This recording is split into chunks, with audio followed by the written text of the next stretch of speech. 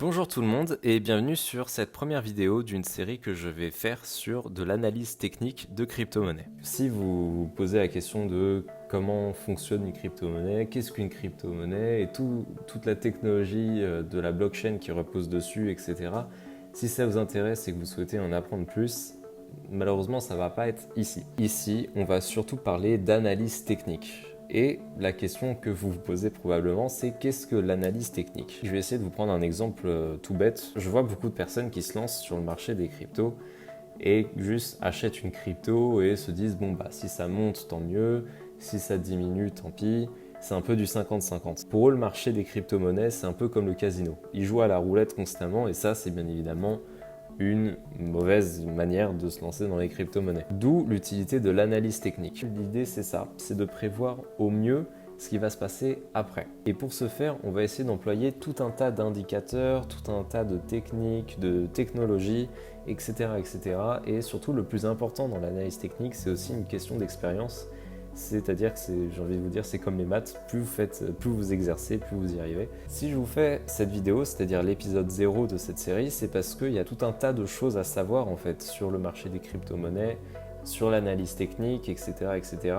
Et c'est des choses qui est important de garder en tête quand vous allez vous faire de l'analyse technique, quand vous allez regarder mes vidéos également. Il y a beaucoup de risques, etc. etc. Donc tout ça, en fait, je vais essayer d'en parler très rapidement avant de commencer les premières vidéos, comme ça au moins ce sera clair, vous serez prévenus aussi, et surtout ça ne peut que vous aider. Déjà il y a une première chose, alors ça c'est le genre de choses que j'aurais peut-être dû parler à la fin, donc à la fin de cette série de vidéos, mais là j'ai décidé de vous en parler en premier parce que c'est important de le savoir aussi.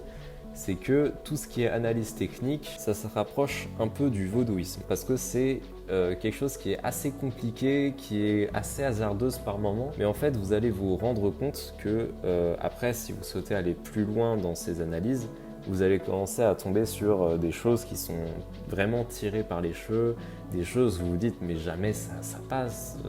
Ça, c'est un pattern qui est beaucoup trop gros, qui n'a aucun sens, etc. Et pourtant, chez certaines personnes, ça marche, chez certaines personnes, ça marche pas, etc., etc. Donc, voilà, faites attention à ce que vous souhaitez regarder après, derrière, un peu plus tard. À tout moment, vous allez apprendre des choses qui sont fausses. Donc faites attention.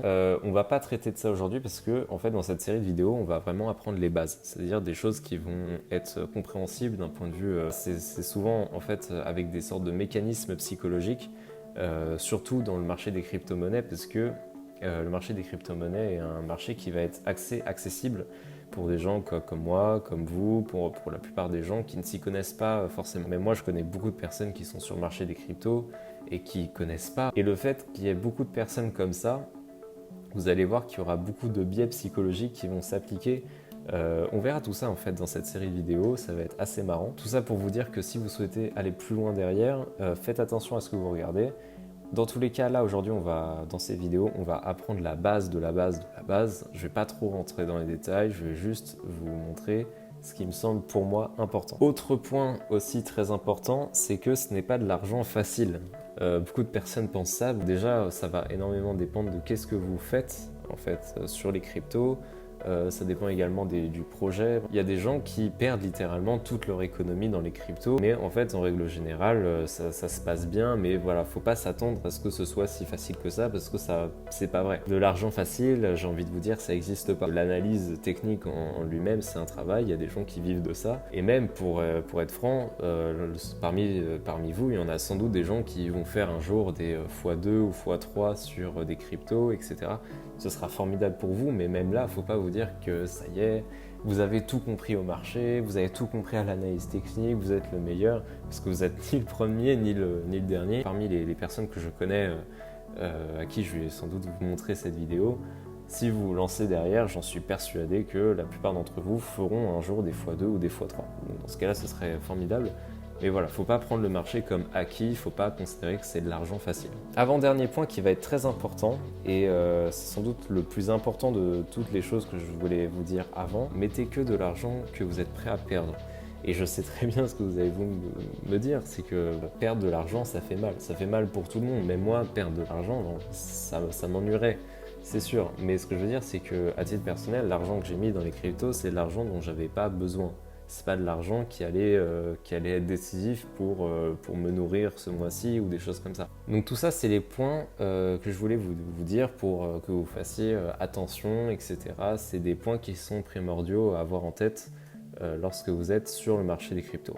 Là, je vais juste vous parler un peu concrètement de mes vidéos en elles-mêmes. Ce format de vidéo, ça va être un format assez court, c'est-à-dire que j'aimerais que les épisodes fassent entre 5 et 10 minutes dans l'idéal. Pour l'instant, il y aura environ 18 épisodes. Si vous avez des questions sur ces vidéos, ce que je peux comprendre parce que j'essaie d'être rapide, d'être concis, de mettre le côté technique trop complexe de côté, n'hésitez pas à me poser des questions dans les commentaires.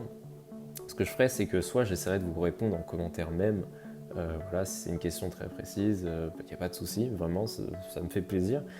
Mais si c'est une question que beaucoup de personnes me posent ou une question qui me paraît vraiment, vraiment importante à préciser, ce que je peux faire, c'est essayer d'y répondre dans la vidéo d'après. J'ai essayé de faire une sorte de petit repère. Donc si je dis pas de bêtises, avec le plan des épisodes que j'ai pour l'instant, ce sera vers l'épisode 7, c'est-à-dire le moment où on va commencer à s'attaquer à des indicateurs. Qu'est-ce que ça veut dire? C'est que si vous y connaissez pas du tout, que vraiment vous apprenez en même temps que ces vidéos, dès lors qu'on va commencer à s'attaquer aux indicateurs, vous pouvez déjà commencer à faire vos propres analyses, à vous mettre sur le marché en fait. J'ai jugé ça assez intéressant parce que peut-être que vous avez peur en fait de vous lancer sur le marché. Après, avec tous les points que je vous ai montrés avant, je peux comprendre que ça reste assez minoritaire.